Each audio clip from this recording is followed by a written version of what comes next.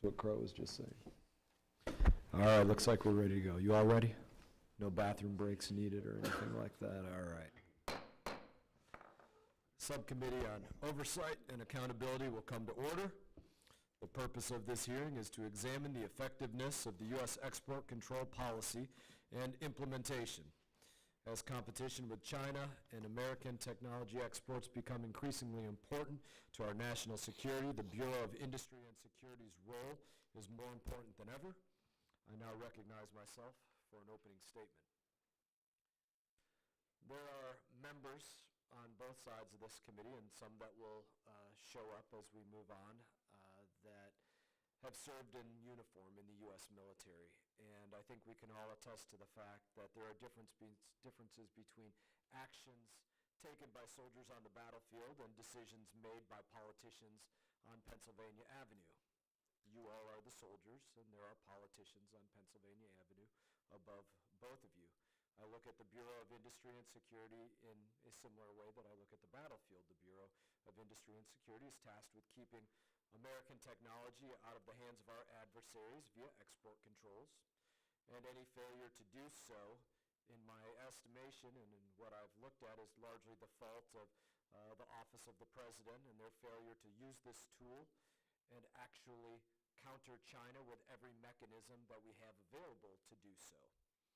In the 7 months since the first hearing, it's become more clear to me that the Biden administration has not adapted to the emerging Cold War that we have with China, and our country, in some circumstances, has become less safe. In August of this year, Huawei released its Mate 60 Pro phone, which uses a 7-nanometer chip made by SMIC.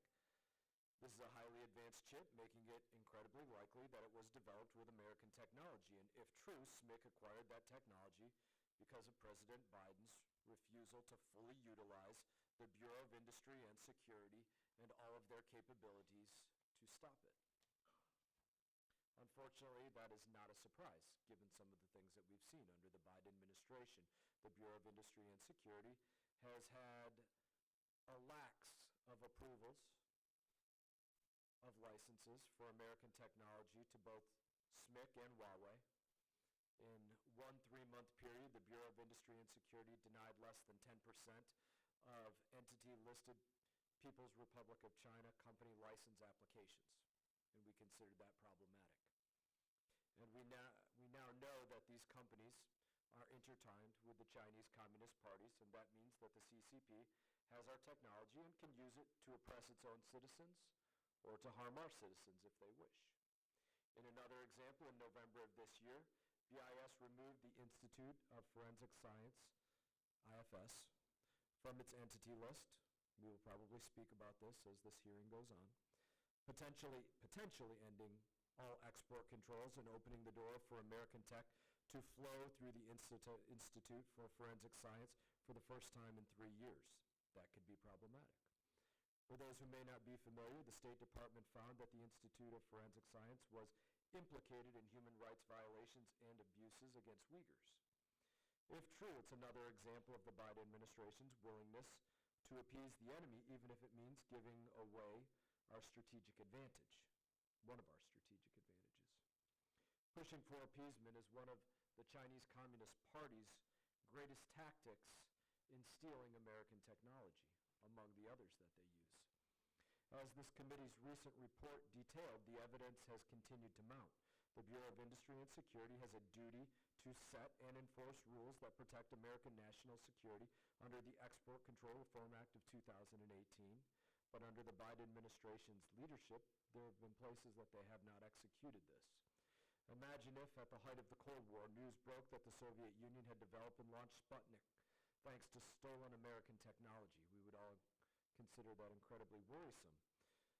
That's not just a situation we could find ourselves in. It's a situation we did find ourselves in 10 months ago as a Chinese spy balloon floated across the continental United States, a spy balloon that used stolen American technology to spy on Americans. That balloon might as well have been designed like the Goodyear blimp, with a sign on it that says where it was brought to you by. I look at this situation and I think that there is work that's being done, but I think that it can be done better. I think there are places that you are being restrained and held back, and it's to the detriment of our national security. Xi Jinping is gearing up for a fight. He's made that clear. And President Biden needs to match that commitment. I will just make one more analogy as it relates to export controls, and that is simply to say this. You could deny something to me and be effective in doing that. But if you gave that technology to one of my 4 children or gave it to my spouse, then you are essentially giving that technology to me because I can and will be able to get my hands on it. And I believe that that's the way that we need to more strictly look at China. We do a good job at looking at where this is taking place with, as we've discussed, things that go boom, things that explode. But we have to make sure that we're looking at every avenue that they could acquire any of our dual-use technologies, and make sure we're examining, just because it's not an agency that necessarily uses items to make things go boom, that they're not taking that and getting it to one of the other members of their family.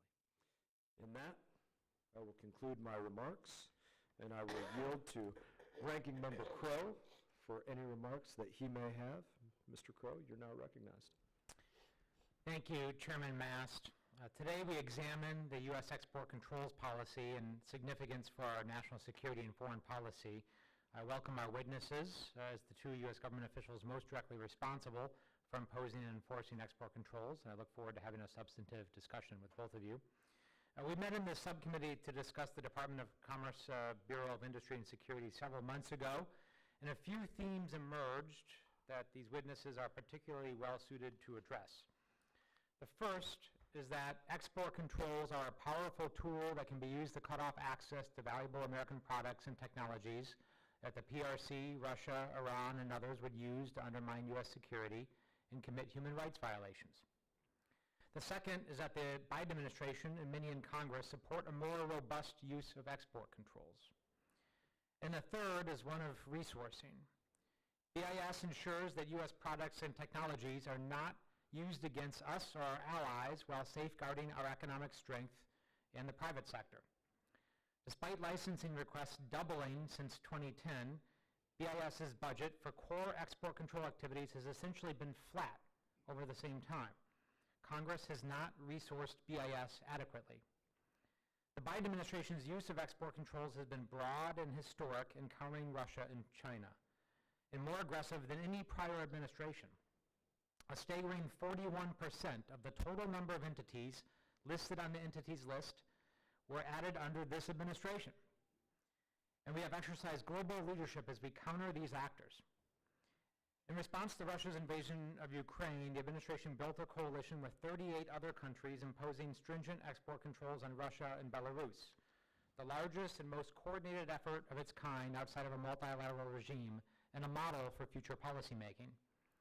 The Biden administration listed hundreds of PRC-based entities and took unprecedented unilateral steps to restrict the PRC from obtaining technologies and tools in the advanced computing and semiconductor manufacturing space.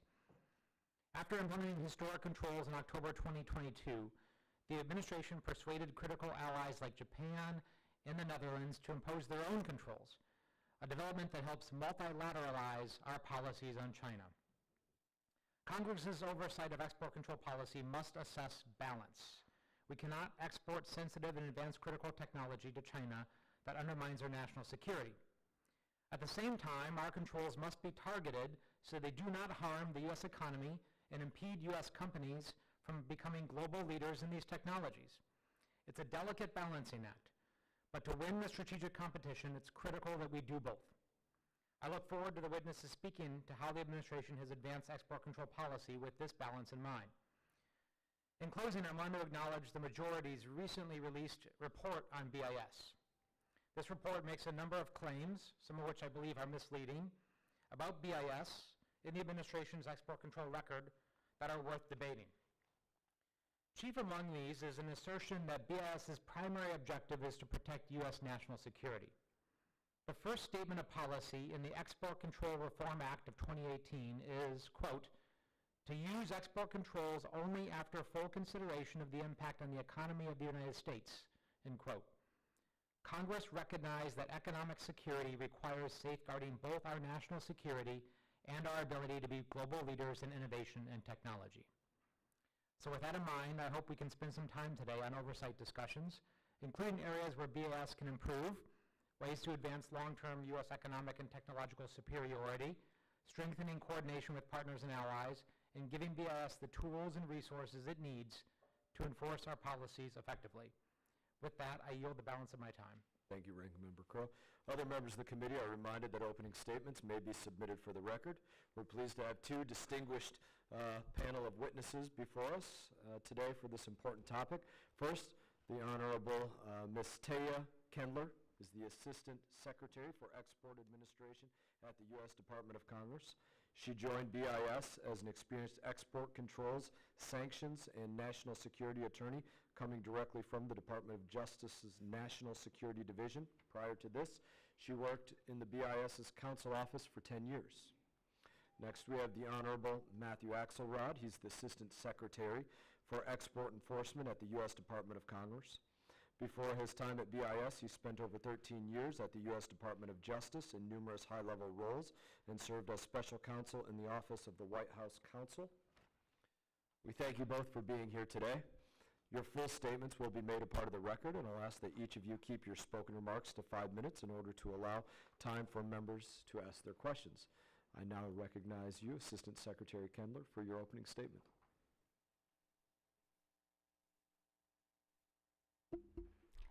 Chairman Mast, Ranking Member Crowe, distinguished members of this committee, thank you for inviting me to testify about the Biden administration's ongoing efforts at the Commerce Department's Bureau of Industry and Security to advance U.S. national security and foreign policy interests by controlling exports and promoting continued U.S. strategic technology leadership.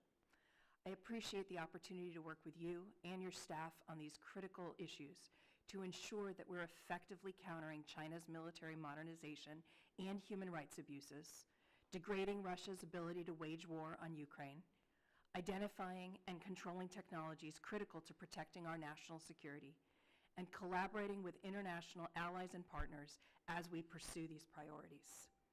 Through Export Administration's licensing officers, trade data and industry analysts, and our growing international policy and intelligence analysis teams, we identify sensitive U.S. technologies that would give our adversaries an advantage, and we develop the policies and strategies to protect such technologies. We assess the availability of foreign technology and the effectiveness of our controls, as well as foreign end users that require extra scrutiny. We then adopt export controls on both technology and end users. Technology controls are based on the performance specifications of an item. The controls put in place on advanced semiconductors and semiconductor manufacturing equipment to China are an example of this. By controlling items with the most advanced applications on a countrywide basis, we are able to deny the PLA, the People's Liberation Army, the hardware necessary for advanced computing capacity it desires to train artificial intelligence models and for other military applications. We use end-user controls to deny items to particular entities.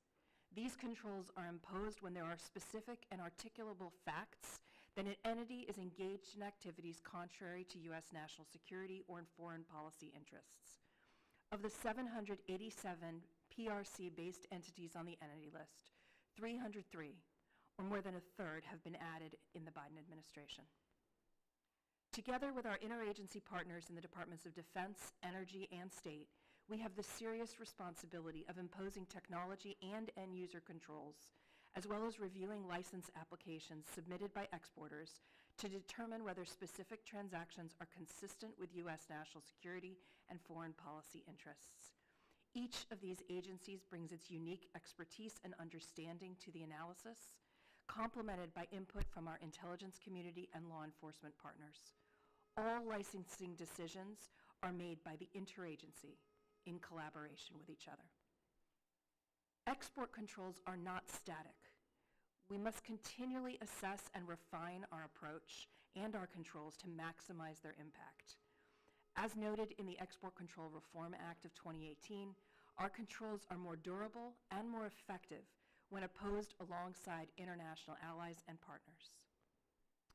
Let me share some actions that we've taken in these regards. This fall, we updated last year's artificial intelligence chips and semiconductor manufacturing controls to reflect our assessment of China's future advanced computing needs to support the PLA's military modernization.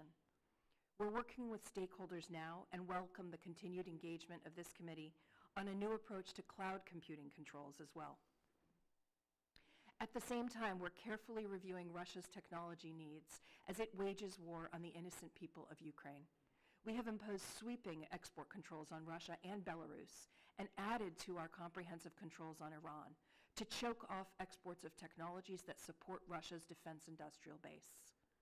While the impact of our export controls will only increase over time as Russia is unable to repair, replace, and replenish its military hardware, we are seeing substantial impacts of our actions in the data available to date. Just last week, we published a package of rules designed to increase collaboration with international allies and partners and streamline trade with these countries that share our approach to the advanced technology ecosystem. Our export controls work has never been more relevant or more effective.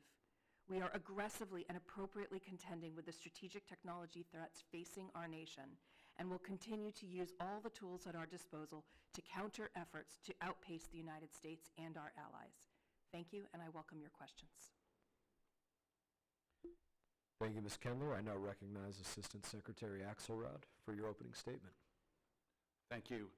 Chairman Mast, Ranking Member Crow, distinguished members of the committee, thank you for inviting me to testify today on our ongoing efforts to help deny nation-state adversaries access to sensitive U.S. technologies by enforcing U.S. export controls. As the Assistant Secretary for Export Enforcement, I oversee a team of law enforcement agents and analysts who carry out a critical national security mission, keeping our country's most sensitive technologies out of the world's most dangerous hands. At no point in history has this mission been more important. As our intelligence community's most recent annual threat assessment notes on its very first page, quote, Russia is challenging the United States in some norms in the international order in its war of territorial aggression. China has the capability to directly attempt to alter the rules-based global order in every realm and across multiple regions. Iran will remain a regional menace with broader malign influence activities. And North Korea will expand its WMD capabilities while being a disruptive player on the regional and world stages. Here's what my team has been doing to meet this unprecedented national security moment. First, we've enhanced our enforcement policies to prioritize enforcement against the most pressing threats, including China, Russia, and Iran, while also incentivizing compliance and deterring violators. Second, we've expanded our partnerships at home and abroad to leverage resources that increase our effectiveness. And third, we've taken aggressive enforcement actions to impose real costs on those who seek to violate our rules and undermine our national security. On enforcement policies, we've acted to ensure that our finite resources are best positioned to have maximum national security impact. Last June, for example, we announced that we were raising penalties, prioritizing the most serious cases, eliminating no admit, no deny settlements, and making our administrative charging letters public when filed. Last October, we issued a policy announcing that when a foreign government fails to schedule our end-use checks in a timely way, we'll seek to move the unchecked parties onto our unverified list and then onto the entity list. In the year since the policy issue, we've completed over 130 checks in mainland China after 2 years of having been prevented from doing a single one. We've also changed how we track our investigative and analytic efforts so that we can best evaluate how close the fit is between our highest priorities and how we are spending most of our time. Next, partnerships. Given the scope of the threat we face in protecting U.S. technology from misappropriation, we must amplify our efforts through robust partnerships. It's why we joined with the Department of Justice, FBI, and HSI to form the Disruptive Technology Strike Force, which works to protect advanced U.S. technologies from being illicitly acquired by nation-state actors such as China, Russia, and Iran. We also have developed close partnerships with industry, academia through our academic outreach initiative, the intelligence community, and treasury components like OFAC and FinCEN. In the past year, we've put out multiple joint alerts and advisories with these partners designed to educate industry and academia on how best to comply with our rules and detect violations of them. We also work closely with our international counterparts to coordinate on enforcement. In fact, just last month, I traveled to Kyiv with Strike Force colleagues from DOJ and FBI. While there, we met with Ukrainian officials to discuss what more we can do to help degrade the Russian war machine. And finally, our enforcement actions. This past fiscal year, we had a record high number of both criminal convictions and administrative actions. Let me give you just a few examples. First, since Russia's full-scale invasion of Ukraine, we've worked with DOJ and FBI to bring more than 10 separate indictments charging over 30 people for their role in procuring microelectronics and other dual-use items for the Russian military. Second, earlier this year, we announced a $300 million penalty against Seagate Technology for selling hard disk drives to Huawei, even after Seagate's only two competitors had stopped selling due to our foreign direct product rule. It's the largest standalone administrative penalty in our history, and it sends a clear message about the need for companies to comply with our rules and about the power of our administrative enforcement tools when they don't. And third, just last week, in a great example of our all-tools enforcement approach, DOJ unsealed 2 indictments against a Belgian national for allegedly exporting missile and drone components to China and Russia. We're working these cases alongside FBI, HSI, and other federal law enforcement partners. The defendant was also arrested by the Belgian government on charges there, placed on our entity list along with 5 related parties, and placed on the OFAC SDN list, all at the same time in a coordinated way across agencies and countries. Through our policies, our partnerships, and our enforcement actions, we continue to take impactful steps to protect our collective national security. Thank you again for the opportunity to testify today about our work. I look forward to your questions. Thank you, Mr. Axelrod. No matter what, I have to be here till the end, so I'm going to start by recognizing a few of my colleagues here. I'll recognize Mr. Mills, number 1. Thank you, Mr. Chairman. I intend to be here as well to hear this through. I love the fact, and I just want to point out, Mr. Axelrod, that you're right in noting that Russia, China, Iran, and North Korea, their geopolitical alignment and looking at them from an adversarial perspective and not just a competitive perspective is certainly really where we need to be at right now. We know that the evolution of warfare is past and long since the days of just kinetics and really onto the economic resource supply chain and cyber-based warfare that we're all facing today. And we must be prepared for what that is to ensure that we're not transferring key data and that we're not allowing our innovations here at home to be utilized against us, as we've seen time and time again. I think we can all agree on the fact that one of the biggest human rights atrocities that we've seen in a very long time is what's been happening to the people who are the Uyghur. And the fact that they have not only been wrongfully imprisoned, sentenced to indentured servitude, had organ harvesting in some cases, many reports that had been back from women's prisons where they were being forcibly raped. These were all the horrendous incidents that's come to light, and we certainly want to do everything we can to make sure that these human rights violations don't occur. And knowing this, I wanted to kind of just touch on BIS's removal of IFS. As you know, IFS, the Institute of Foreign Science, collects Uyghur DNA to conduct biometric surveillance to imprison Uyghurs in camps.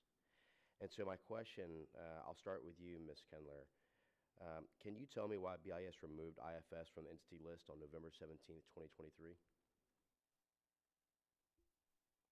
Congressman, thank you for this question. I share your concern about the tragedy facing the Uyghur people. Human rights is a shared priority, certainly.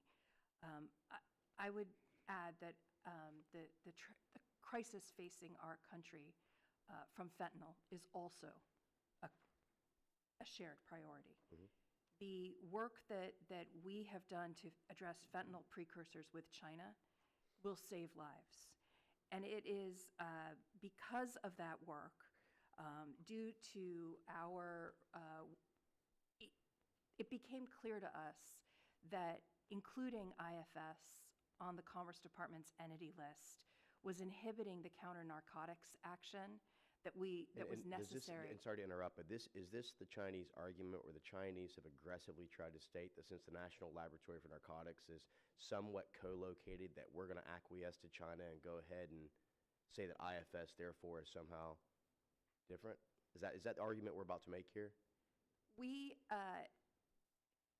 evaluated this issue, and we agreed to explore the potential of removing IFS from the entity list if China took major tangible action to address the flow of precursor chemicals to save American lives. Even though we know that China right now is actually the leader in printing fentanyl in the Darien Gap and actually utilizing that to come into America to actually poison Americans, we're still going to go ahead and acquiesce to what China wants as opposed to what our own research has dictated? China took tangible action in addressing fentanyl precursors, and there are 4 things that China. What have they done to do. address their mainland Chinese who are in Darien Gap actually printing fentanyl right now? Or the fact that we actually stopped over 22 pill presses from going to them in South America in our own hemisphere? Have we done anything about that? Has that been an important step for us? Congressman, we are addressing this issue, this crisis facing the United States across all areas of work in the Biden administration. Within the sphere of export controls, we are deeply focused. And speaking about the president, if I may, is the president involved in entity list deliberations? The 4 agencies that participate in these deliberations. Because my understanding is that the ECRA and the EAR is the president cannot be involved in entity listings to remove politics and maintain a neutrality of the tool, correct? Congressman, a unanimous vote of the End User Review Committee is required to remove entities from the entity list. Which means that a president who could potentially be corrupted and or compromised by the Chinese could actually help to influence the outcome of how BIS actually lists or delists companies? Congressman, the department made the decision to remove IFS from the entity list, and I support that for national security reasons. And did IS reasons. submit a request? And this is a simple yes or no. As the chair of ERC, and did BIS refer that request to other members per the regulations? Congressman, I can't speak to that kind of specific information about a company, but I can assure you that no decision to remove a company from the End User Review, the entity list, would be made without unanimous agreement of the Departments of Defense, Energy, State, and Commerce. Well, thank you so much for your testimony today. With that, I'll yield back. Thank you, Mr. Mills. Now recognize Mr. Crow for 5 minutes. Thank you, Chairman. I just wanted to pick up on that line of questioning a little bit, because implied in that question, and a phrase that was used a couple of times, was this sense that there was acquiescence, that we simply acquiesced to the PRC. This is my time now. So I would like to just pull on that thread a little bit. We don't acquiesce to other countries. We have independent data. We have independent sources of getting information. Is that accurate? Yes, sir. We, in the Commerce Department and with our interagency colleagues, we look at all sources of information in evaluating how best to protect U.S. national security and foreign policy.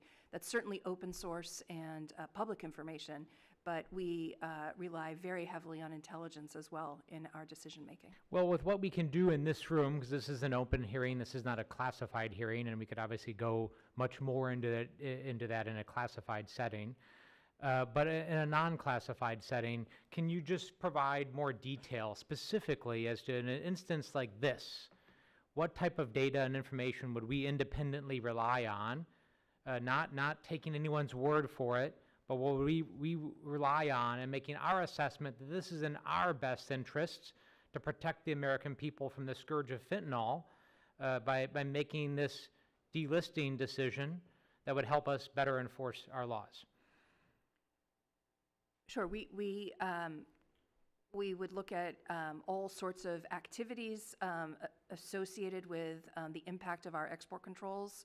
We would look at how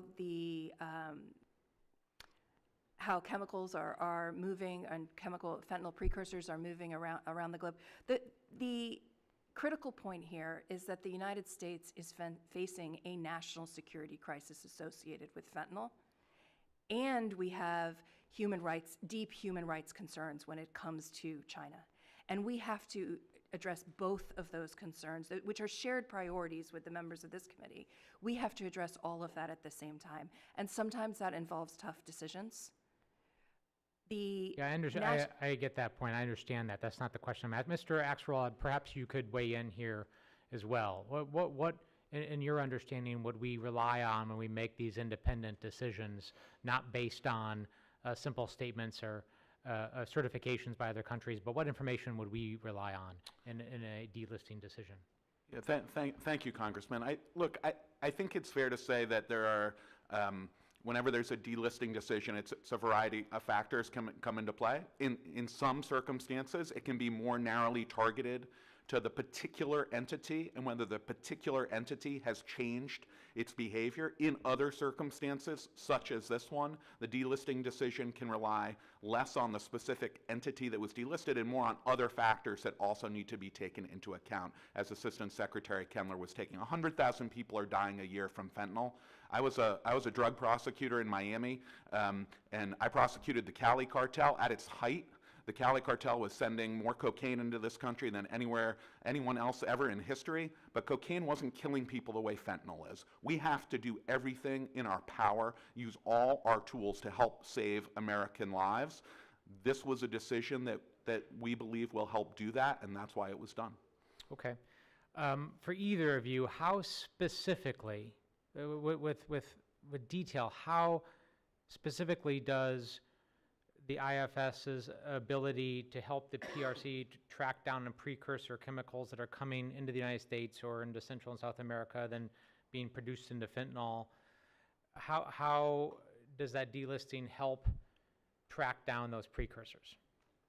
I'm not sure it's as direct as that, Congressman. I think the issue here was that the listing of IFS was a consistent impediment to getting agreement from the Chinese to take specific actions to help with the fentanyl crisis, to help with making sure that precursor chemicals weren't being sent from China.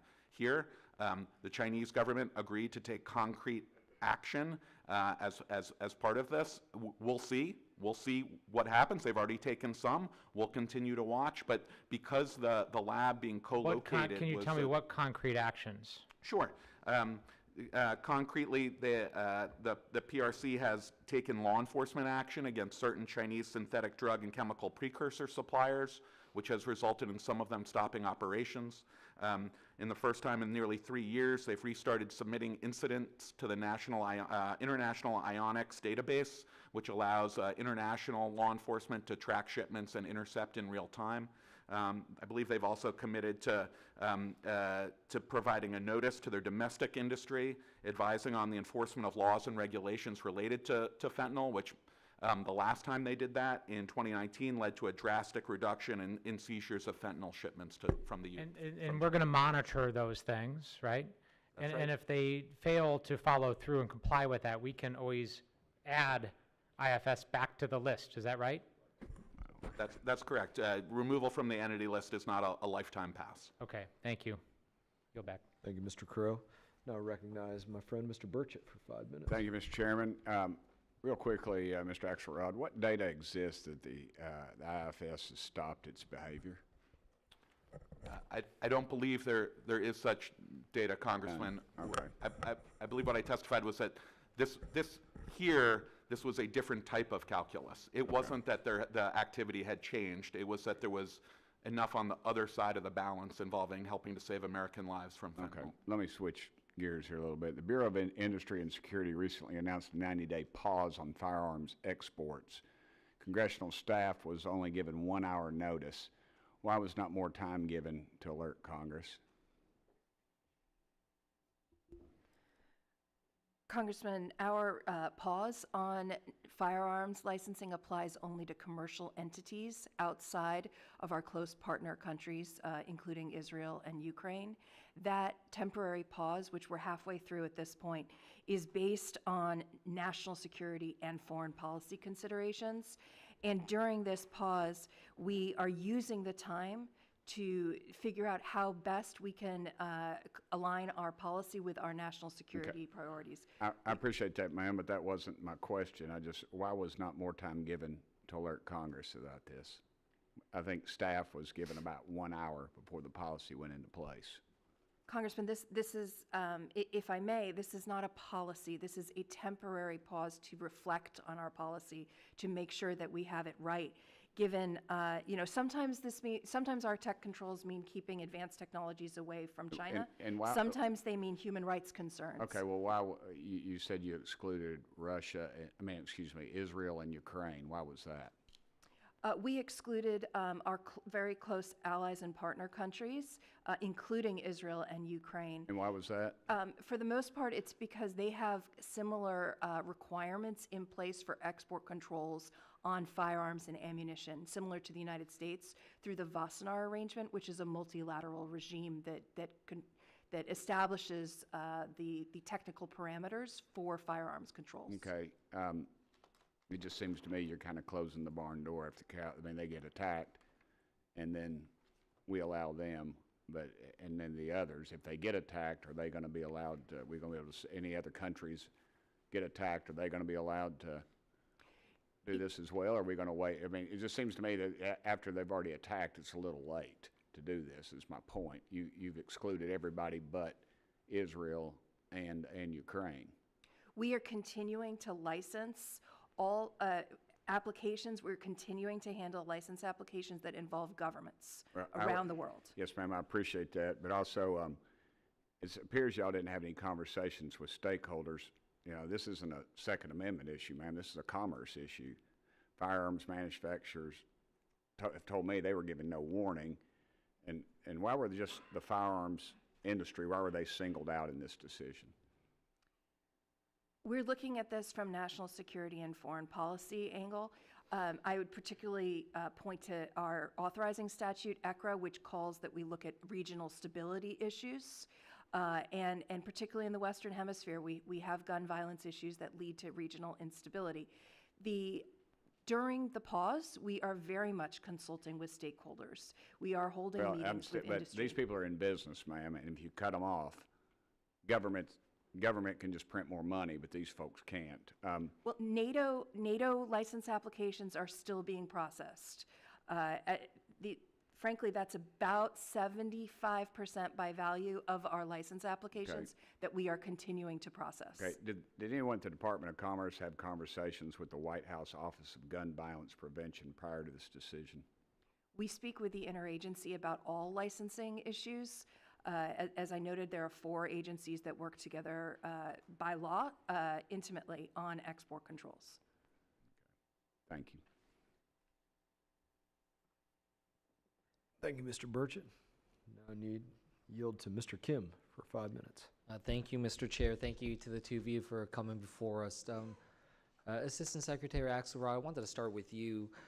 I appreciated that you gave some texture in terms of some examples of enforcement that were taken, especially vis-a-vis the PRC and Russia. I was wondering if you might be able to go into, if you have any additional, I want to just kind of add some texture to be able to give people a sense of some of the range of what you're doing. In particular, I'm interested in anything regarding emerging technologies and components like that, but if you don't mind, kind of give us some greater sense of some of the things that you do. Sure. Thanks, Congressman. As I mentioned, we worked this year to establish the Disruptive Technology Strike Force with the Department of Justice. I co-lead it with the Assistant Attorney General for National Security. And we have 14 operational cells located around the country. Unfortunately, not one in New Jersey, but we do have 2 close by in the southern and eastern districts of New York.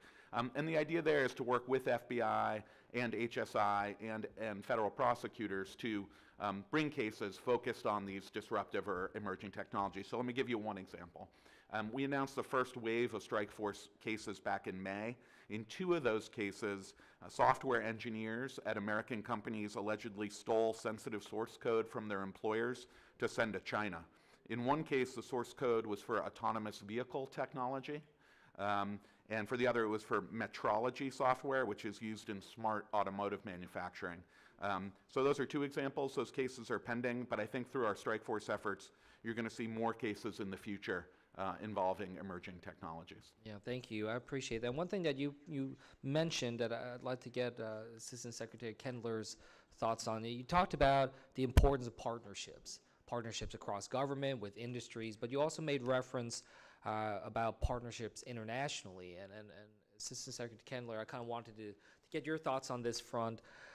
I think that, there's a lot here that you're trying to deal with across the board, and I think that there could be a lot of importance when it comes to understanding that kind of international engagement. But my understanding is that we don't necessarily have a specific person who runs point on overseeing BIS's international coordination efforts. I could be wrong. I wanted a little bit more details on that front, but just what is it that we are doing, and whether or not something like that, some type of position that could be a quarterback there, thinking through how to harmonize policies with allies and partners, as well as thinking through how to just make sure we're coordinating and implementing the policies, especially vis-a-vis Russia and the PRC in a coordinated fashion. I wanted to get your thoughts on that kind of idea.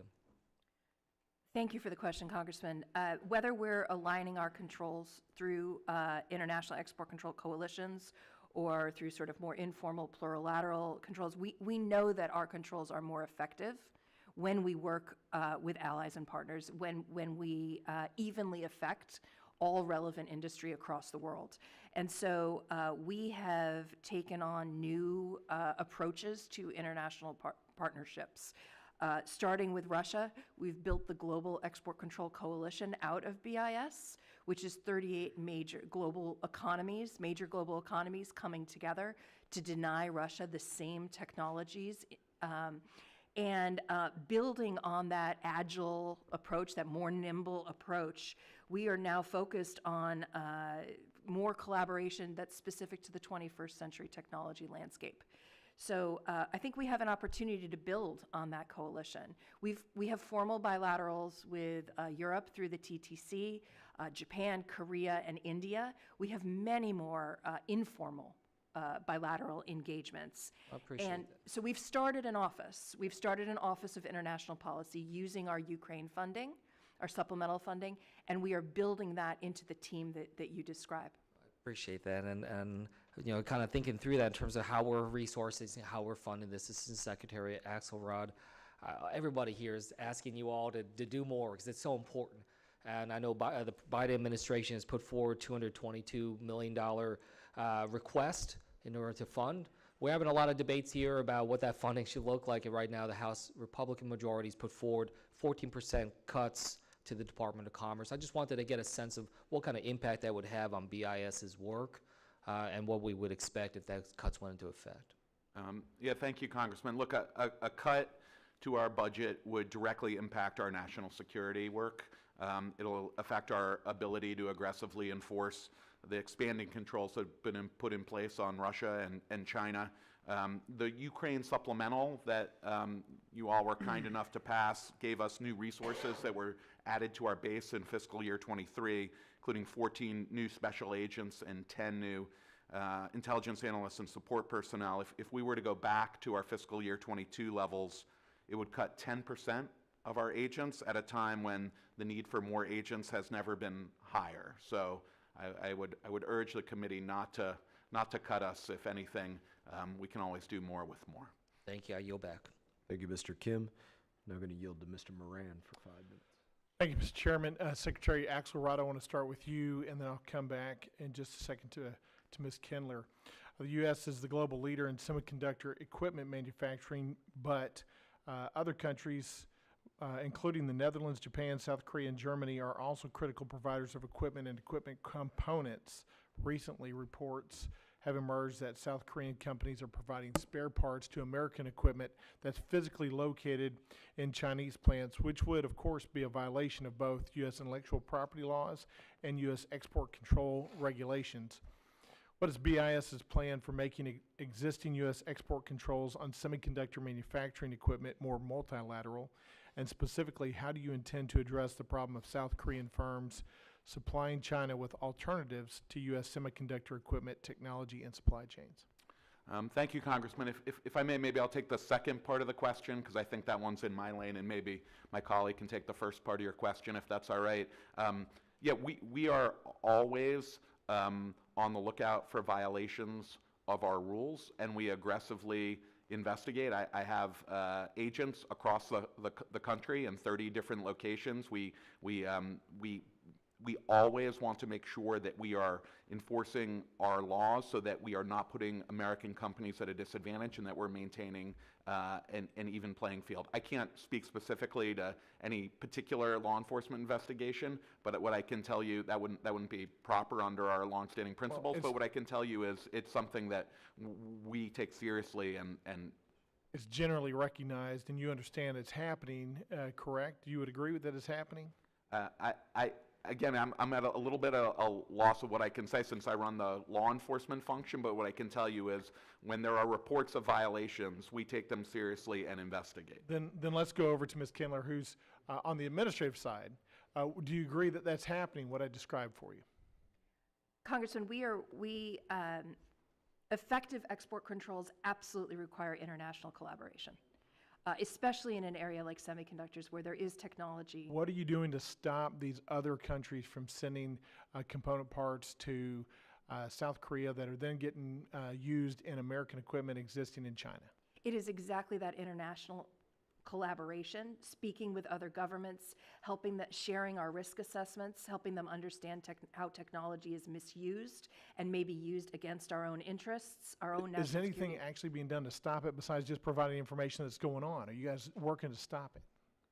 Congressman, it is exactly that collaboration that does work to stop the flow of goods. In the Russia context, building the Global Export Control Coalition is exactly what has stopped us from sending a list of 45 technologies that we've shared around the world with Russia. I've got a bunch of stuff I want to ask you, so let me ask you about this. Back in May, I asked you about the $300 million penalty for Seagate. I talked to you guys about that. I think I talked to you, Mr. Axelrod, about that. And then we sent some follow-up questions, and in response to those questions, the answer was that it appears worrisome to me that fines currently imposed on businesses for violations of export control laws may not serve as a sufficient deterrent. I agree with that. So, if it is not sufficient, then what else can we do as a punitive matter to stop those parties that are violating our export control? Sure. I'm proud of the result we achieved in Seagate, and I thought that was an effective penalty. But that we follow the facts and the law. When we have sufficient evidence, we bring criminal charges. When we don't, we have enough to bring administrative charges. We bring administrative charges. I think both have deterrent value. But I agree, Congressman, nothing deters like having people in jail in handcuffs. And when we are able to make those cases, we bring them with the Department of Justice. All right. Finally, last week I introduced a bill called the No Technology for Terror Act, which makes permanent the foreign direct product rule to Iran, a measure that was published as a rule in February of this year. This, in my estimation, is necessary to restrict technology that is used to fuel Iran's manufacturing and trade of lethal weapon systems to Russia. Between China, Russia, Iran, and North Korea, their partnership, of course, we know is growing and becoming more intertwined. I applaud the BIS's efforts to enforce our export control laws to China and other countries whose strategic objectives are contrary to the U.S. national security interests. As our adversaries work more closely, how are you allocating departmental resources between the other regions that are becoming more closely aligned to China? This will be my last question to you, either one. Congressman, on the international alliance front, we are working very closely with that group of 38 major world economies that I mentioned earlier to bring our controls on Russia into alignment, whether that's through third country shipments or directly to Russia. All right, thank you. I'm out of time. I yield back. Thank you, Mr. Moran. Now I yield to myself to ask a few questions. Ms. Kendler, do you believe that we should be working to keep American technology out of the hands of the Chinese Communist Party? Congressman, I very much agree that advanced technology should be kept from being used in Chinese military modernization. Absolutely. Quantify that term, advanced technology, to you. You said it more specifically than just, yeah, I want everything out of their hands. So quantify that. Sure. There are technologies that are very useful for military modernization that would allow the Chinese military to outpace that of the United States. We do not permit that technology to go to China. There are other technologies that are low level that may not, that the United States does not have a advantage in, that are available all around the world, including in China itself. And those technologies, there may be a values-based reason, a human rights reason to control a technology like that, but for the most part, such controls would not be effective were we to impose them. You agree that if, as I gave an analogy in my opening statement, if one part of China or the Communist Party has the technology or is able to steal or somehow garner the information or the technology, then the whole of the Chinese government has the technology? Would you agree with that? I do believe that there are instances in which end users will put compliance measures in place that are reliable, particularly when it comes to multinationals operating in China. To be more specific, you're saying right now you believe, you don't agree with what I just said. You believe that China has compliance measures in place that would prevent one part of the Chinese Communist Party from getting something that the other part of the Chinese Communist Party has? If you're specifically speaking about items that may be in the possession of the Chinese government, that's a bit different from the overall national security concern.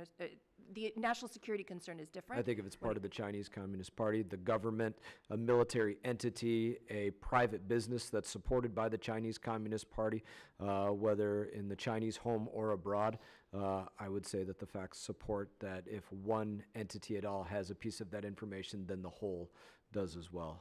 But I want to move on a little bit from that and move back to the conversation my friend Mr. Mills was having with you about IFS on the entity list. And can you just tell, for the benefit of everybody, why was IFS put on the entity list?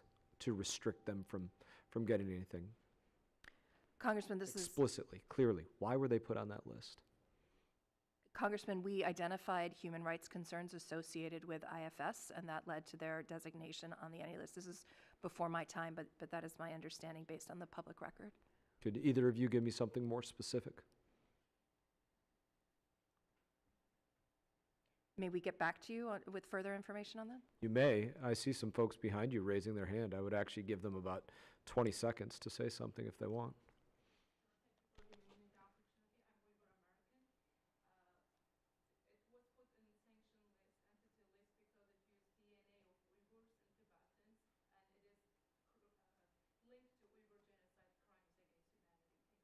Thank you. Thank you for sharing.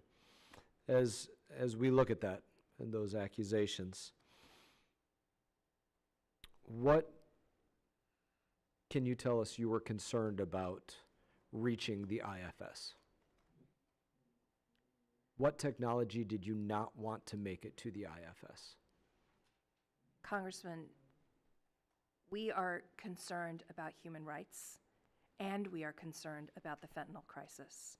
And when we are talking about the removal of IFS from the entity list, all of these factors came into play in a tough decision. I get it, but what did you not want to get to the IFS? You put them on the entity list. You didn't want them to have something. What did you not want them to have, and what will they now have access to as a result of being removed from that list? You said there's a balance in national security, balancing fentanyl, balancing what they've done with Uyghurs or with anything else. Tell us the other side of that balance. When a company is added to the entity list, it means that we have scrutiny. We have a ability to review transactions involving that entity that we did not previously have. We can review all items going to that entity and determine, based on the technical nature, who it's going to, how it will be used, and the risk of diversion to other activities that may be unauthorized. We assess all of those factors together with DOD, Energy, and State. What didn't you want them to have? Well, that is a decision for the interagency that would come in as each license application comes in. We care very much about human rights, and I know that's a shared concern. And so we would look at license applications with that angle. We're going to do another round, so I'm going to yield to my friend, Mr. Crow here, and then I'll go back down the line here. But Mr. Crow, you're recognized for Thank 5 you. minutes if you wish. I wanted to talk about the issue of resourcing, because the economy has grown significantly in the last decade. Your resourcing has been flat, as I mentioned in my opening. And at the same time as the economy has grown, your budget and resources have remained flat. The national security environment has changed radically, right? We've had some discussions in the past about how the battlefield has changed drastically, and we see that in Ukraine, for example, where more and more technologies and things that we're seeing in the battlefield are commercial off the shelf. Drones, night vision, scopes, all manner of radios, all manner of technology that is no longer just the domain of defense companies or governments, but the stuff you could go on Amazon and buy. So given that, given both the growth in the economy and the radical shift in national security and what conflict looks like today, can you tell me what is it you would do if you had more resources? How would you use those resources, and what would it look like? But both of you, just a minute and a half each. Congressman, thank you very much. Our mission is harder and more complex given the evolving technology space, given the evolving national security geopolitical landscape. We punch above our weight in BIS. I think your assessment of our budget is accurate, and we've at the same time issued dozens more rulemakings. We've put together this coalition on Russia and built and maintained it. We have a vigorous expansion. What would you do with more resources? I think I'd start with the Office of International Policy and building up technical analysis of the emerging technologies. We'd put more resources into that. We'd put more resources into licensing so that we can be provide a faster response in reviewing license applications while committing the same efforts to protecting national security and foreign policy interests. We would beef up the resources we relied upon for open source information in foreign languages. Why? What impact would that have? What would that allow you to do? It would enable us to better protect national security, period. But more specifically, it would enable us to look at what other countries' adversaries are publishing in their own materials about their goals, where they're spending their sovereign wealth, how they are investing in technologies in a way that may not be clear if you just follow U.S. sources or English language sources.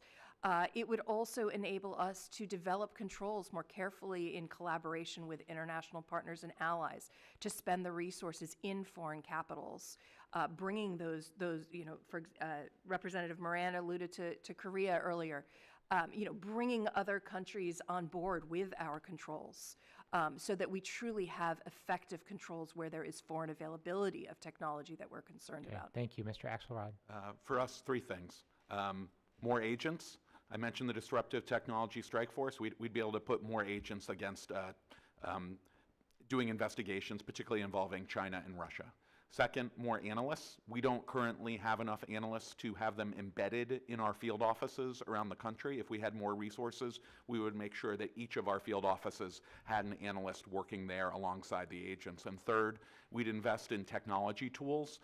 One way to magnify the efficiency and effectiveness of the people we do have is through technology. If we had more resources, we could buy some of those technology tools to allow us to do our work smarter.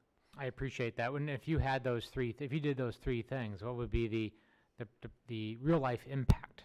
Sure. More investigations, more charges, more penalties, more compliance checks, more additions to the entity list, all things that I think would enhance our national security. And why is that important? Why are more investigations, more penalties? Why is that important?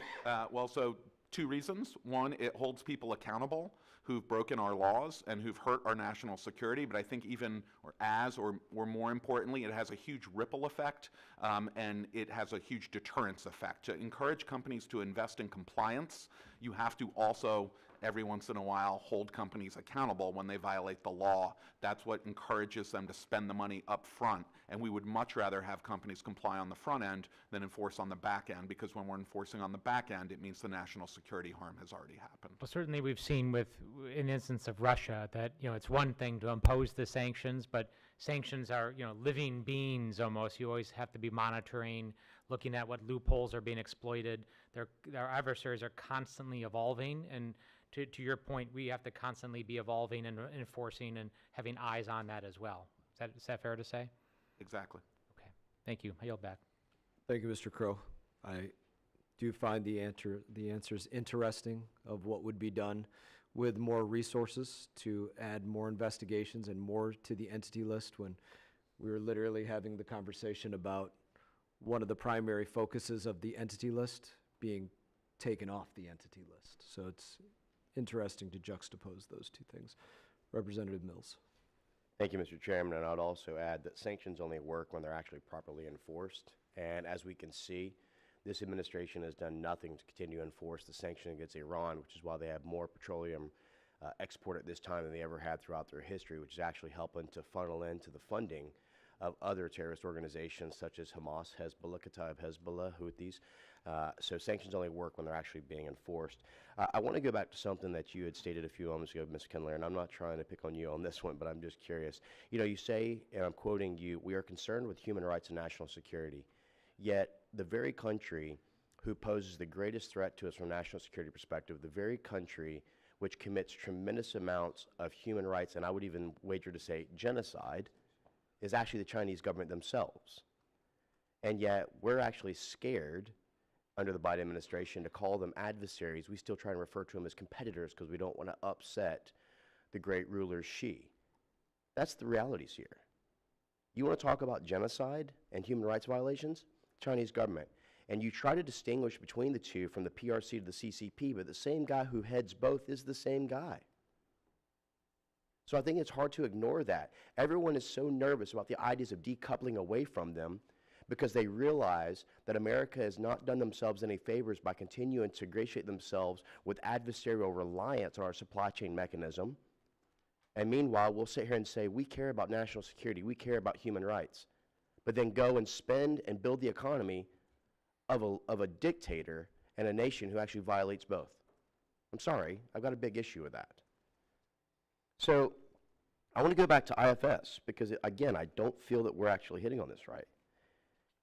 Because IFS and the National Narcotics Laboratory are co-located, the Chinese government has repeatedly and aggressively claimed that both entities were on the entity list, despite multiple clarifications, by the way, from the U.S. government that this wasn't true.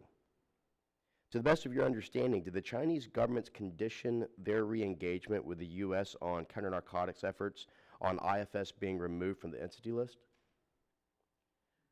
Congressman, if I may, no Commerce Department in history has been more aggressive towards China and export controls than this. I'd agree under the Trump administration, but not now.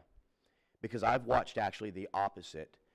China, Russia, Iran, and North Korea, and I'm fine that you got back onto this topic because I'm all for it, they've been geopolitically aligned for decades, and we've ignored it. That's why Russia and China both modified their constitution so they can stay in power forever, so they can actually go after the U.S. dollar as the global currency. The whole idea was to focus on Western Hemisphere attacks on economics and resource and supply chain base. But yet when we support their allies, we in turn indirectly support them as well, which is why I brought up Iran earlier, which is why I bring up the marriage of convenience of Russia with the Chavez of Venezuela or Pedro in Colombia, or the economic coercion that goes on in Panama and Honduras that actually allows them to control the taxation and tariffs of the Panama Canal, or the Belt and Road Initiative expansion that takes over Eurasian expansion, Africa, Oceania, so they control Western Hemisphere supply chain through the Red Sea, Mediterranean, the Black Sea, the Horn of Africa, the Persian Gulf. Let's go on and on with this. No, the Biden administration has not been more aggressive against China. They've actually been weaker. And I think that when you look at exportation, which is simple data numbers, it speaks to that and its inevitability. That we are not becoming a nation which is decoupling from adversaries, we're actually becoming more reliant upon, and especially as we attack natural gas and our own ability to provide energy, which, by the way, I would argue is truly the global currency as energy output. So I disagree with your assertion there, and I think it's, just look at the numbers, look at the figures on this, and I think that everyone can actually go with this. But my question goes back to it.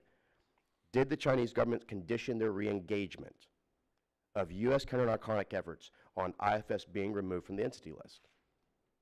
Congressman, as I believe my colleague noted, that we were of the clear understanding that this was an impediment to their cooperation on the fentanyl precursors. So did the Chinese then say, if you don't remove IFS, or if you, I guess if I should say, if IFS is removed, that would have a implication on this re-engagement?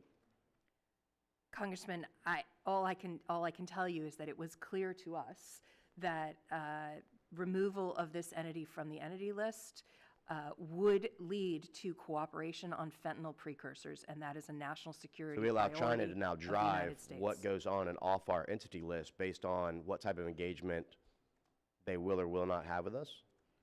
The decision of who to remove from the entity list is made by the Departments of Defense, Commerce, Energy, and State unanimously.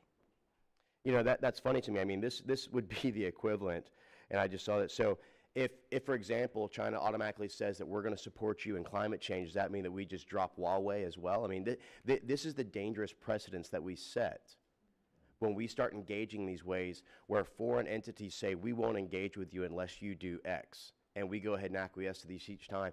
And my colleague can talk about the fact that I utilize the term acquiesce, but when we do that, I'm going to call it for what it is. So I'm sorry, but I didn't realize that we were actually serving the People's Republic of China as opposed to the United States and the people who are citizens here and what the best interests are here. But if you want to talk about human rights and national security, then start looking at the decoupling away from China in its entirety. With that, I yield back. Mr. Moran, 5 minutes. Thank you, Mr. Chairman. I want to pick up where Representative Mills just left off because there's been a lot of questions about IFS and China, and I want to be sure that I understand what the answers are, because earlier, Ms. Kendler, when you started talking about why IFS, those export controls were no longer being imposed, you said that China had undertaken, quote, major tangible action to address the fentanyl precursors, and that's why now we're playing nice with them effectively. But then later I thought Mr. Axelrod said that they didn't actually change their behavior. So just want to figure out, or did I miss that? Did I misunderstand that? Was there major tangible action by China to address the fentanyl precursors? Yes, Congressman. What I said or meant to say was that IFS wasn't removed because of a change in IFS's behavior. There was a change in behavior by the overall Chinese government. Okay, so all right.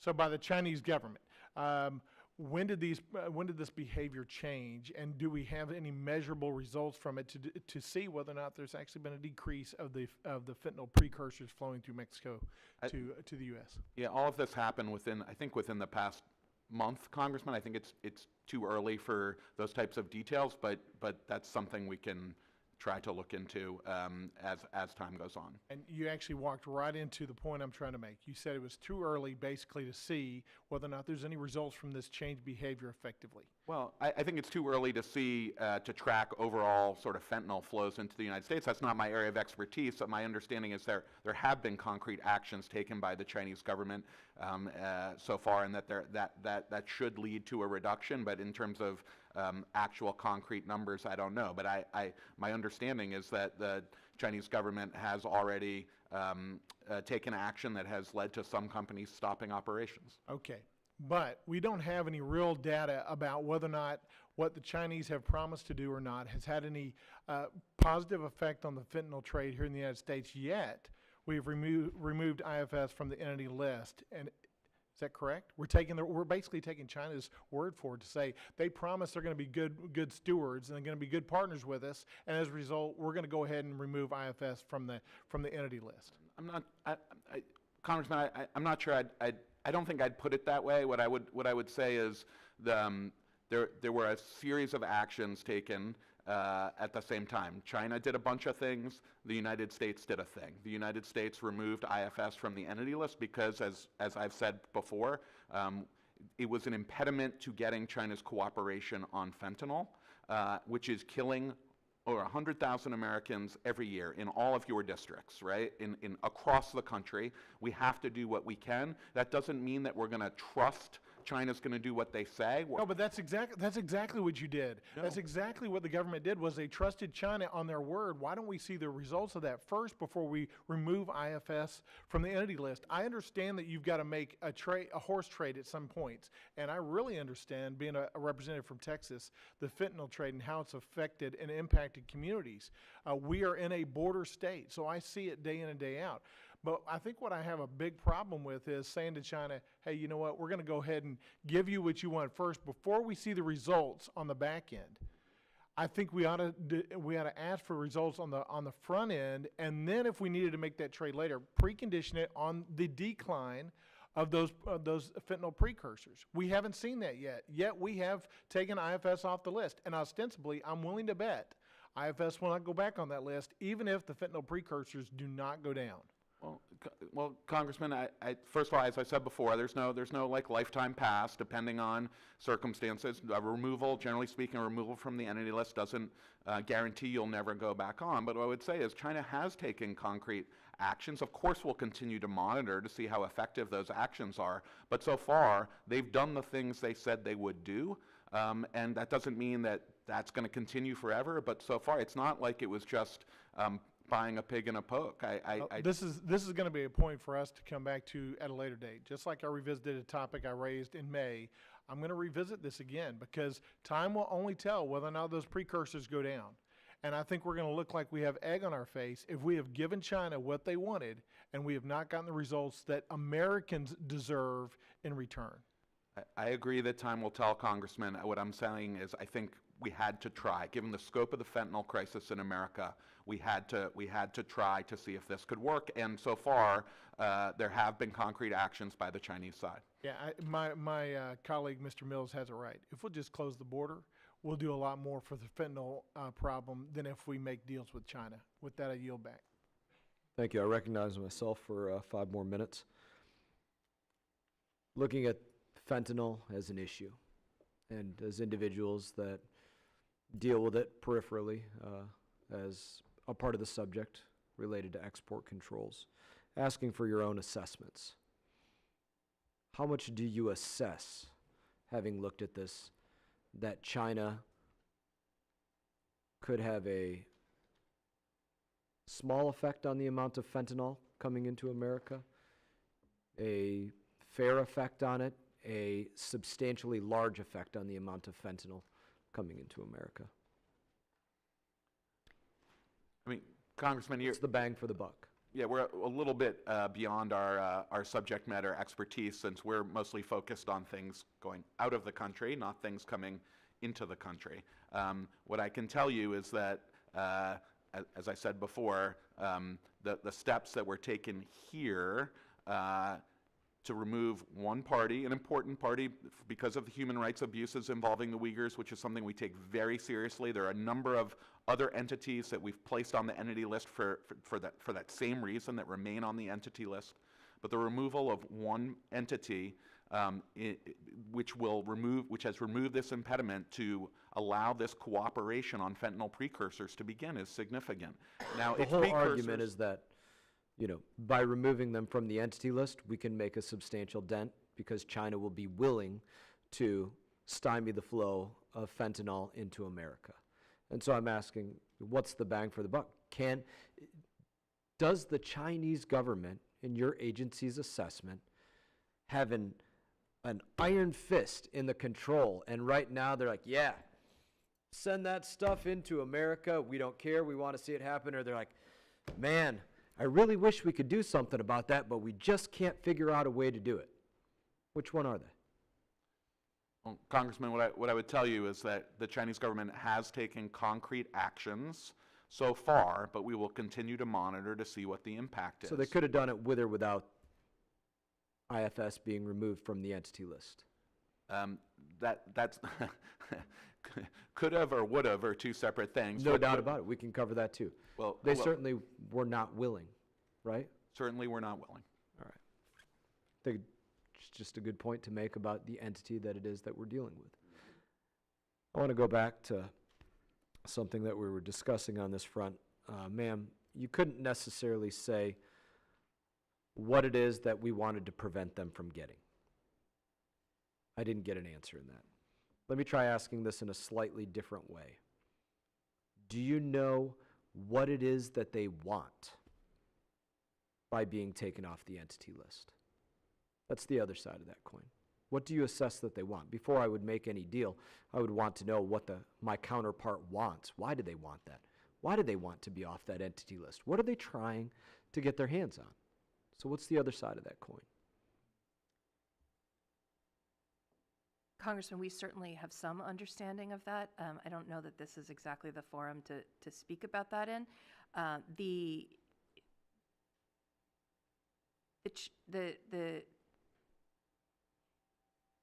Our approach here is to look at human rights and protection of human rights in China through a wide variety of tools, and this specific entity listing So is allow me to just one pause of for one those moment then. pieces.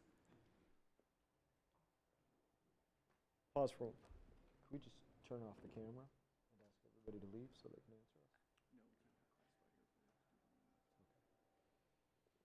I was wondering if we could turn off the camera and just ask everybody to leave so that you would answer us, but I'm told that we can't just simply do that. Please continue. Congressman, when it comes to human rights and our export controls, we have technologies that we control for what we call crime control reasons, which is another word of saying human rights reasons. Those technologies cannot go to China. We have technologies that are used, such as advanced intelligence technology. You know, our rule that we put out last fall and updated this fall, that advanced technology, artificial intelligence technology, that's what entities use to process the DNA information that they harvest. And we have Let me controlled pause you that. in my remaining time, and thank you for trying to answer the question. Just to kind of sum up what I'm getting out of this right now. We can't say what it is exactly that we were preventing them from getting. We know they wanted to be off the entity list, that specific agency. And there's something that you could maybe tell me in another setting about what it is that they were trying to get their hands on. But the reality is they do now have a greater potential to get there, if not an unlimited potential, to get their hands on whatever it is that they wanted that was being prevented by being on the entity list, that was important enough for them to say, we will do all of this on fentanyl that we were not doing before, even though it was killing millions of people. That to them made it a good deal. So there is something in there, and I would hope that we find another time to get those answers behind closed doors, because I am damn curious to know what that something is. In that, I've exceeded my time. I'm going to now go to Representative Issa for 5 minutes. Thank you, Mr. Chairman. I'm going to follow up with a rhetorical question, not about something that's so valuable, but I want to ask it in a different way. Recently, we were embarrassed by going to China and having them demonstrate their 7-micron capability and their 5G functional units, just to, in your face, they don't, either they don't need us or they've gotten what they need from us. If we continue at this pace, is there any doubt but that they will in fact be at least at parity or dominant in 5G and other emerging technologies? Congressman, our controls on China, export controls are intended to massively slow down technology acquisition. We are not... Well, they're not slowed. They demonstrated that they're going to be parallel with us in 5G at this point. I would argue that the 7-nanometer chip in the Huawei phone, which of course we share your concerns about this technological development. First of all, purported 7-nanometer, the performance may not match the market. The yield may not match. The scale, no, neither performance nor yield may match the marketing of the device. Moreover, the semiconductor chip that is inside that phone is of poorer performance than what they had years ago. So our export controls are meaningful in slowing China's advanced technology acquisition. And as we stay on top and proactive about how we institute our controls to match our national security and foreign policy interests, we will keep them behind and we will not allow them to outpace U.S. performance. What authorities don't you have that you would like to have? Congress can give you greater authority. What is it you don't have? I really appreciate that question. We do have broad authority through ECRA and additional authorities were provided in the NDAA last year that are very useful to us. One area where we're looking in this regard is cloud computing.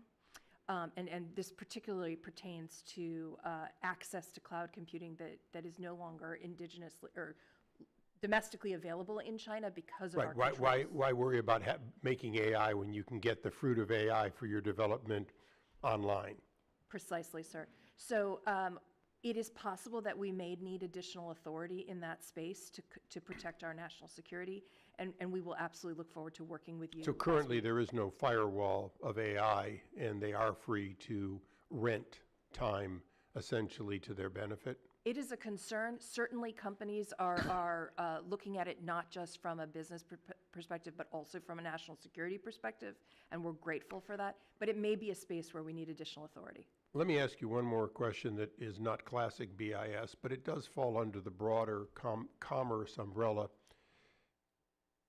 The undersecretary at the PTO, in fact, controls whether or not patents are granted and can be enforced in this country, at least in part, in harmony with our legislation and the courts.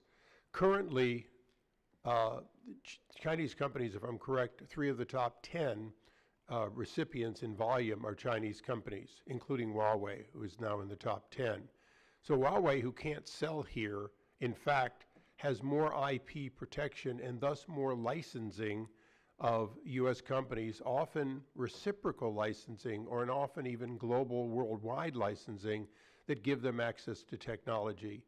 If you had tools that made it clear that in return for their wanton theft of intellectual property, we would in fact retaliate by limiting their patentability and their revenue from here, would that be valuable to you? And I'm saying it broadly because it's not just your lane, but the lane of several parts of the government currently not in law. And I say it because every time we have a discussion like this, we talk about their theft of intellectual property. Sometimes as, national security, sometimes just the fact that they steal everything. And our patents, if you waste your time and money, as I did, to patent in China, are useless. To trademark in China is useless. So would that authority work together to make sure it passes international muster? Would that authority help you in stemming this advance they're making? Congressman, I absolutely share your concerns about Huawei and theft of intellectual property. As a former prosecutor of Huawei, that's certainly part of our allegations against the company in the Eastern District of New York. The questions about patents, unfortunately, as they don't exactly pertain to export controls, that is something I can take back for our PTO administrator. The ultimate export to China seems to be money.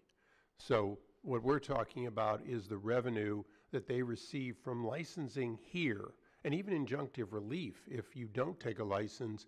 Well, in fact, the fruit of that is often, in at least part, the theft of our intellectual property, as a litigator you are well aware of. So if you take that back, I'd love to hear more about it. We are, all of us, trying to figure out in an AI world how you apply the historic export controls, because it's not going to be chips.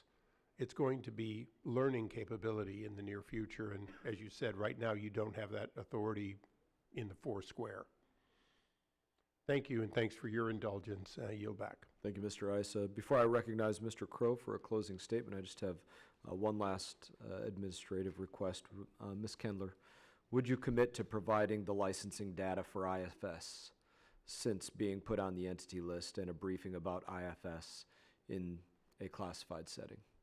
Congressman, we certainly want to cooperate with this committee and will fulfill requests that we receive that are consistent with ECRA, absolutely. So yes? Consistent with our legal obligations, yes. Does that mean you are, or I'm just a simple soldier? ECRA establishes certain rules for how requests are transmitted, and I want to make sure that we are complying with them. But in the spirit of that, absolutely, sir. Thank you. There's an old saying, don't bullshit a bullshitter. So, in that, Mr. Crow, I recognize you for 5 minutes. Are you calling yourself a bullshitter? Is that what you're saying? I would call. That's what I took from that. I would call all 435 people on the. I'm still in shock. I need to come our up with side of the building. something else to say. I don't know what to say. And the 100 people on the other side of the Capitol building I would absolutely call every single one of them bullshitters. That was a rhetorical question. I've known you long enough to know the answer to that. But you should know if you ask me a question, I'm going to give an answer to it. That's true. Don't threaten me with a good time. That is true. Well, thank you, Chairman Mast. I appreciate you calling this important hearing, and thanks to both of the witnesses for being here today and having this really important discussion. A few takeaways from me. One is the issue of resourcing, that the landscape has dramatically shifted. The economy has increased significantly, and yet a practical flat line of your budgets do not put us in a good position to gain the insight that we need to gain for both our economy and our national security as to how technologies are shaping the battlefield, how technologies are impacting our economic security and our national security, and enforcement. That we just need more agents, and it's one thing having more eyes and insight, it's another thing is doing something about that. And as you both outlined today, the enforcement is the critical long pole in the tent, as I sometimes say, to making sure this actually works. Because you can sanction people all day long, you can add people to the entity list, but unless there's actual viable enforcement and we have the resources to do that, people won't take it seriously. Our own companies won't take it seriously, and certainly our adversaries won't either. So it's our responsibility in Congress to have a very serious discussion about how we provide you with the resources to actually conduct the job and perform the mission that you have been asked to do by Congress and by the administration. And the second is the issue of trade-offs, right? That we live in a very complicated world, and sometimes the soundbite culture that politicians live in doesn't capture the nuance of these trade-offs. Very hard decisions have to be made, right? When we're dealing with national security and export of critical technologies that could be used against U.S. forces, that could be used against our partners, our allies, we certainly take that very seriously. And at the same time, when you have a situation where fentanyl is killing, as you both acknowledged, over 100,000 Americans every year in all of our communities, figuring out how we address both of those sometimes means that we have to make decisions about that enforcement in those relationships. I will leave it to you all, though, to come back to us, and we're going to pull a thread on this. We're not going to stop on this, is the actual enforcement and compliance with IFS delisting, right? I have a lot of trust in this administration to balance that trade-off the right way, but obviously we have independent obligations as members of Congress, not just the trust, but to follow up and conduct oversight. And I really do want to know whether or not China is complying with the terms of the agreement, whether we are getting the bang for the buck on that delisting, and that it actually is resulting in material changes in the precursor flow to the United States that is killing so many of our constituents. So we will certainly be following up with that. So thank you both for coming and having this discussion with us today, and I yield back. Thank you, Mr. Crow. I thank the witnesses for their testimony. Committee stands adjourned. All right, thanks, man. Good to see you.